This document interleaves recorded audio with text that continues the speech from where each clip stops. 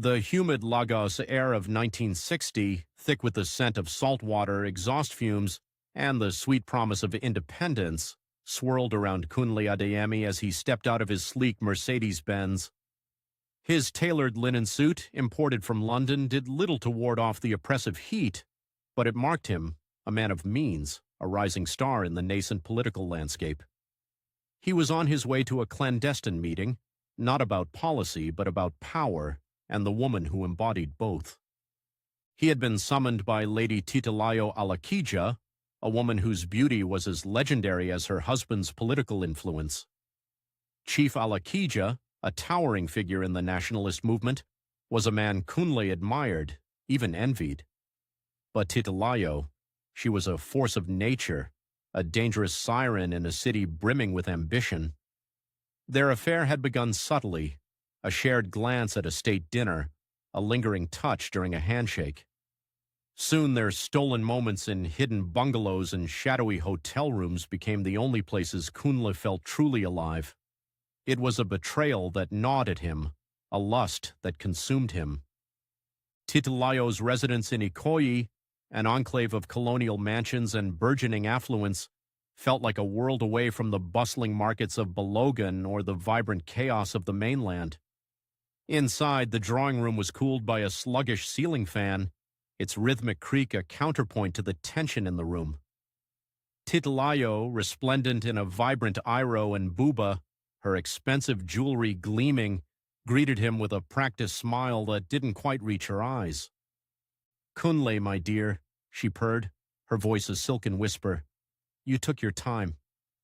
"Forgive me, Titilayo," he replied, his gaze sweeping over her, a mixture of adoration and apprehension. "Matters of state, you understand. The upcoming elections are intense." "Indeed," she said, pouring him a gin and tonic. "Just like matters of the heart, wouldn't you say?" He took the glass, his fingers brushing hers, sending a familiar jolt through him. Their affair was a dangerous dance, played out against the backdrop of a nation on the cusp of self-governance.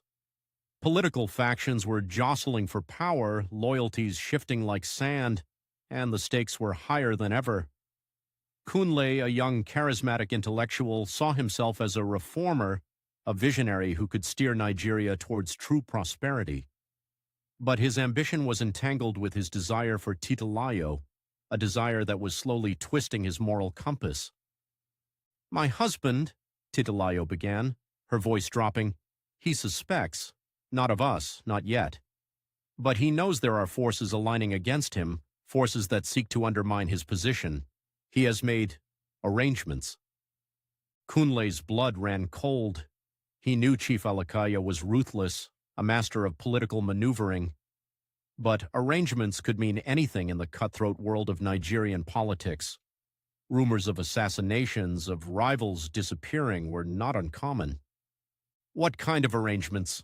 Kunle asked, his voice barely a whisper. "He plans to expose a scandal," she said, her eyes meeting his, filled with a sudden chilling urgency. "About the foreign aid funds, misappropriation. He believes it will ruin his main opposition, Senator Abubakar." Kunle felt a knot tighten in his stomach. Senator Abubakar was not just a rival, he was a close friend, a mentor, a man Kunle deeply respected. The accusation, if true, would be devastating. If false, it would be an act of political murder. "But is it true?" he asked, a desperate hope clinging to his words. Titilayo hesitated, her gaze darting away. "He has proof, Kunle, or at least he believes it to be proof. Documents, ledger entries. He keeps them in his study safe." The unspoken implication hung heavy in the air. Titilayo was giving him information that could either save his friend or condemn him, depending on what he chose to do with it. The political upheaval swirling outside their secluded world had finally crashed into their private one, demanding a choice. A week later, Lagos was a city gripped by tension. The political rallies were larger, the rhetoric more fiery. Kunle found himself caught between his loyalty to Abubakar and his dangerous entanglement with Titilayo. He knew he had to act. One stormy night, while Chief Alakia was away at a crucial party meeting, Kunle made his move. He slipped into the Alakia residence, guided by Titilayo's whispered instructions. The house was dark, save for the occasional flash of lightning illuminating the ornate decor. His heart pounded against his ribs as he made his way to the chief's study. The safe was hidden behind a painting, just as Titilayo had described. His hands trembled as he worked the combination she had provided. With a soft click, the heavy door swung open. Inside, among stacks of papers and legal documents, he found a small, leather-bound ledger. As he flipped through the pages, his breath hitched. The entries were meticulously detailed, outlining not just Abu Bakar's alleged involvement, but also a network of corruption that stretched deep into the highest echelons of government, implicating many he considered allies. And then he saw it, a coded entry, subtly linking Chief Alakia himself to the very same scheme, a double cross within a double cross. The proof Titilayo spoke of was a carefully constructed deception, designed to incriminate Abu Bakar while shielding her husband. Suddenly, a floorboard creaked behind him. Kunle spun around, the ledger clutched in his hand. Standing in the doorway, framed by the faint light from the hallway, was Chief Alakija.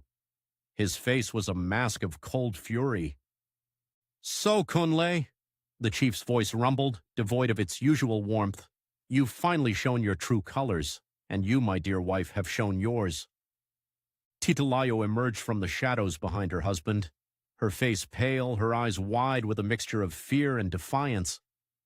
The betrayal was complete, but not in the way Kunle had imagined. He had been a pawn, manipulated by both husband and wife in their elaborate game of power and survival. The chief advanced, a heavy bronze sculpture in his hand. "You thought you could steal my power, Kunle? You thought you could take my wife." Kunle knew then that there would be no escape. The lust, the betrayal, the political upheaval, it had all culminated in this moment, in a luxurious Ikoyi mansion under the stormy Lagos sky. The dreams of a free Nigeria, of a just society, seemed to fade, replaced by the grim reality of murder.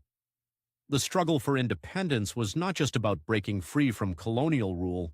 It was about the dangerous, often deadly, fight for control among those left behind to pick up the pieces. The heavy bronze sculpture didn't fall. Not yet. Instead, the air in the Ikoyi study crackled with a silent, more devastating violence. Chief Alakija's gaze moved from the ledger in Kunle's hand to the trembling Titilayo, and a slow, terrible realization dawned on him. He wasn't just catching a thief. He was witnessing the collapse of his own domestic fortress. Outside, the Lagos rain hammered against the louvers like 1,000 frantic fingers. The year 1960 was supposed to be the year of the new Nigerian, but in this room the old shadows of greed and blood remained unchanged. Kunle felt the cold weight of the ledger, the evidence that could sink Senator Abubakar and the chief, and realized he was holding a death warrant. "You were always too sentimental, Kunle," the chief whispered, his voice gaining a terrifying steadiness. "You think independence is won with speeches and white paper. It is won with the removal of obstacles." The chief lunged, but not at Kunle. He turned his fury toward Titilayo, the bronze figure raised to strike the woman who had dared to trade his secrets for the thrill of a younger man's company. Kunle moved by instinct. He tackled the older man, the two of them crashing into the heavy mahogany desk. Ink pots shattered, staining the documents of the New Republic with a dark permanent blue. In the struggle, a shot rang out, not from a gun, but the sound of the safe door swinging wide and catching the chief's head as he fell. He slumped to the Persian rug, the bronze figure rolling harmlessly away. Blood began to bloom against the patterns of the carpet, a deep crimson that matched the silk of Titilayo's wrapper. "Is he?" Titilayo gasped, her hands pressed to her mouth. Kunle knelt, his London-tailored suit ruined. He checked for a pulse and found nothing but the fading heat of a man who had tried to own the future. He looked up at Titilayo. The lust that had driven him for months evaporated in the chill of the room, replaced by a cold, sharp-edged clarity. He saw her now not as a siren, but as a survivor who would sacrifice him just as easily as she had sacrificed her husband. "The police will be here soon," Kunle said, standing up and tucking the ledger into his waistband. "They'll say the chief surprised a burglar. They'll say you were upstairs sleeping." "And the ledger?" she asked, her eyes narrowing. "That book contains the names of the men who will run this country tomorrow. You can't keep it." "I have to," Kunle replied. He walked to the window, looking out at the palm trees whipping in the wind. "This is the price of our independence, Titilayo. We wanted the keys to the kingdom. Now we have to decide what to do with the bodies in the basement." He disappeared into the rainy night, leaving the Alakija mansion behind. By morning, the headlines would scream of the tragic death of a national hero, a casualty of the political upheaval griping the city. But Kunle Adeyemi knew the truth. He walked toward the Lagos Lagoon, the ledger a heavy secret against his ribs. He had entered that house a lover and a dreamer. He emerged a ghost, carrying the sins of a new nation in his pocket. The 1st of October was approaching and the flags were being raised, but Kunle knew that for some the sun would never truly rise on a clean Nigeria. October 1st, 1960 arrived not with a whisper but with a roar that shook the very foundations of Tafawa Balewa Square. The Union Jack descended and the green-white-green rose into the humid Lagos sky, fluttering against a backdrop of thousands of cheering citizens. But for Kunle Adeyemi, standing in the VIP pavilion among the newly minted ministers and foreign dignitaries, the celebration felt like a masquerade. The ledger was a physical ache against his side, tucked into the inner pocket of a fresh agbada.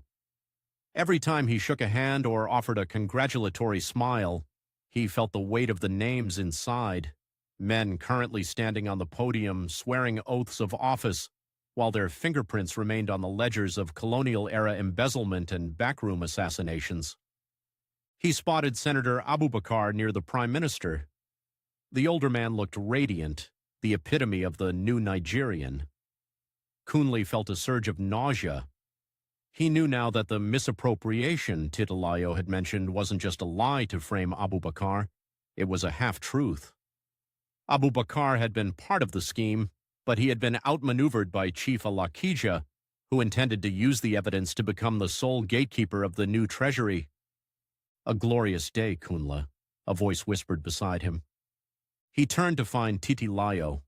She was draped in a lace so white it hurt to look at, her head tie standing like a crown.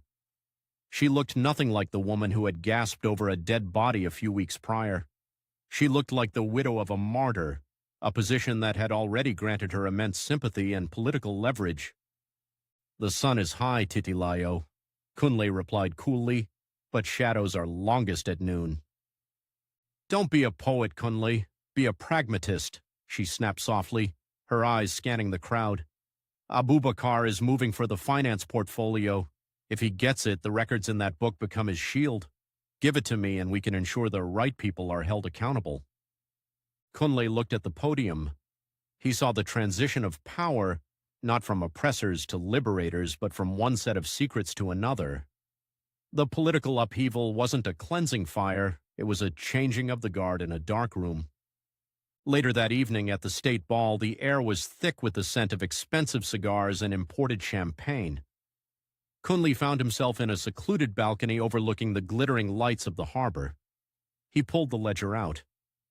He had intended to give it to the press to burn the whole system down before it could even start. But he realized that in the chaos of 1960, the truth wouldn't bring justice. It would bring a coup. The fragile peace of the new nation rested on the very corruption he held in his hands. He heard footsteps. It wasn't Titilayo this time, but Senator Abubakar. The man's face was etched with the weariness of a long day of performance. "Kunle," Abubakar said, lighting a cigarette. "The police found the chief's safe empty. There are rumors of a ledger. Men are nervous. Nervous men make for a nervous country." "Is that a threat, Senator?" "It's a sociological observation," Abubakar replied, leaning on the railing.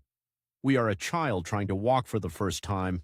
If you trip us now, we might never stand up again. Give me the book, and I promise you a seat at the table where we can fix things, eventually. Kunle looked down at the dark water of the lagoon. He thought of the lust that had blinded him, the murder that had stained him, and the betrayal that had matured him. He realized that Titilayo wanted the book for power and Abubakar wanted it for survival. Neither wanted it for the truth. In a single fluid motion, Kunle leaned over the balcony and let the ledger go. It didn't splash loudly, it simply vanished into the black, oil-slicked waters of the Atlantic. Abubakar gasped, reaching out as if to catch the falling paper, but it was gone. He looked at Kunle with a mixture of horror and profound relief. "You've destroyed our history," Abubakar whispered. "No," Kunle said, straightening his robes. "I've given you a clean slate. Now let's see if you're actually capable of building something on it." As Kunle walked back into the ballroom, the high-life music of Victor Olaya swelling in the background, he knew his own political career was over before it began. He had no leverage left, no cards to play. But as he watched Titilayo across the room, her eyes searching for the book he no longer carried, he felt a strange, cold freedom. The road warrior of the new Nigeria wouldn't be found in the ballrooms. He would be found in the streets, among the people who didn't yet know that their independence had been bought with a murder and buried in the sea. By 1966, the champagne bubbles of independence had long since soured into the vinegar of disillusionment. Lagos was no longer a city of dreams. It was a pressure cooker of ethnic tension and blatant kleptocracy. Kunle Adeyemi, now a ghost of the man who once moved in the inner circles of power, spent his days in a dusty law office in Yaba. He had refused to play the game of returns, and as a result, the clean slate he thought he had provided by drowning the ledger had only allowed a more virulent form of corruption to grow in the dark. The political upheaval had shifted from the drawing rooms of Ikoyi to the barracks. Rumors of a young major's plot circulated in hushed tones over pepper soup and beer. The lust for power had replaced the lust of the flesh, though Titilayo Alakija remained at the center of the storm. She had married a high-ranking brigadier, positioning herself as the bridge between the civilian government and the restless military. On the night of January 15th, the sky over Lagos was an ominous bruised purple. Kunle sat on his balcony, the humid air heavy with the scent of impending rain and diesel smoke. Suddenly, the rhythmic chirping of crickets was shattered by the staccato burst of submachine guns echoing from the direction of the Prime Minister's residence. The first coup had begun. The hothouse plants of the 1960 civilian administration, men like Senator Abubakar, who had mistaken a clean slate for a license to loot, were being systematically plucked from their beds. Kunle watched from his window as military trucks roared through the streets. The transition was no longer a slow dance of diplomacy, it was a bloody, rugged execution. By dawn, the radio stations were broadcasting martial music. The road warriors of the military had taken command of the chaos. Kunle received a frantic telephone call. It was Titilayo. Her voice, once a silken purr, was now a jagged edge of terror. "Kunle, they've taken him," she sobbed. "The brigadier? They dragged him out. Abubakar is gone too. They're looking for everyone associated with the old guard." "The slate is being wiped again, Titilayo," Kunle said, his voice devoid of pity. "But this time they're using blood instead of water. You have to help me. You have those records. You must have copies. You can show them I wasn't part of it." "I told you 6 years ago," Kunle replied, looking at his hands, which were clean but felt inexplicably heavy. "The book is at the bottom of the lagoon. There are no copies. There is only the reality we built." He hung up. He walked out into the streets of Yaba, where people were tentatively emerging from their homes, some cheering the soldiers, others wearing the masks of the bewildered. He saw a young officer, barely 20, directing traffic with a cold, unyielding moral clarity that reminded him of his own youth. The coup had ended the First Republic, but Kunle knew the cycle was just beginning. The betrayal of 1960 had led to the murder of 1966, and the lust for a unified nation was being strangled by the reality of regionalism and greed. He was a man out of time, a witness to a murder that never ended. As he walked toward the harbor, he realized that in Nigeria, the struggle was the only constant, the only thing that truly survived the fire. The mid-1960s did not just bring a change in government, it brought a change in the very soul of the city. The Civil War followed the coup like a fever following a wound, and by 1968, Lagos was a city of checkpoints, sandbags, and the pervasive system of returns that had morphed from petty graft into a survival mechanism for a nation at war with itself. Kunle Adeyemi was no longer the man in the linen suit. He had become a legal road warrior, a man who navigated the treacherous waters of military tribunals and decree-based justice. His office in Yaba had become a sanctuary for those caught in the crossfire of the anti-subversive sweeps. He was poor by the standards of his former peers, but he possessed a currency they lacked, the truth of how the rot had started. One evening, a black Citroën pulled up to his office. Out stepped Titilayo. The years had not been kind. The siren of Ikoyi now wore the face of a woman who had seen too many sunrises from the wrong side of a prison bar. Her husband, the brigadier, had been executed during the counter-coup, and she had spent 3 years in protective custody. "They are looking for the money, Kunle," she said without preamble, sitting across from his scarred wooden desk. Her hands, once adorned with diamonds, were now bare and calloused. "Which money, Titilayo? The foreign aid from '60? The defense contracts from '64? There are so many holes in the bucket now." "The Abubakar accounts," she whispered. "The military government wants to nationalize them to fund the war effort. But the trail is cold. They think I have the keys. They think you have the keys because of our history."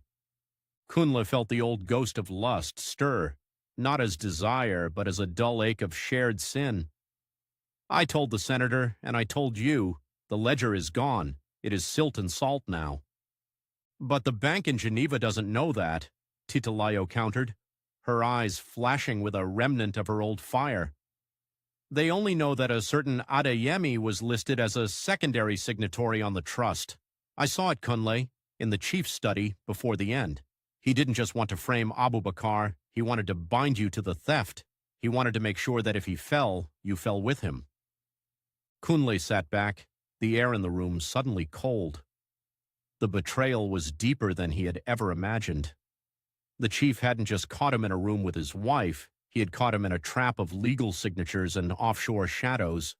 He was a hothouse plant who had been planted in poisonous soil. "If the military finds out I'm a signatory," Kunle said, his voice level, "they won't ask for a trial. They'll use the bronze sculpture the chief dropped and they won't miss." "Then we leave," Titilayo said, leaning forward. "We use the signature, we take the money and we go to London or Lisbon. We leave this political upheaval to the men with the guns. We were the generation of independence, Kunle. We did our part. Now we survive." Kunle looked at her. He thought of the young soldiers at the checkpoints, boys from the hinterlands with Uchu in their eyes, believing they were fighting for a unified Nigeria. He thought of the ledger at the bottom of the lagoon. If he signed those papers, he would be validating every lie the chief had ever told. He would be the thief the world already believed him to be. "I'm not signing, Titilayo." "You'll die, Kunle. They are purging the old guard. You're a relic to them." "Then I'll be a relic," he said, standing up. "But I won't be a ghost in a London flat, eating the bread of a dying nation. I'll stay here. I'll defend the ones they try to crush next. That is my Uchu. That is my penance." Titilayo stood, her face a mask of disbelief. "You always were a fool for the clean slate. There is no such thing in this country." She vanished into the night, and Kunle knew it was the last time he would see her. 2 weeks later, the news arrived that a woman matching her description had been detained at the border. The arrangements the chief had made so many years ago had finally closed around her. Kunle remained. He watched as the war ended and the oil boom of the 1970s began, a new era of Yahoo Yahoo on a corporate scale. He saw the system of returns become the national religion, and he waited.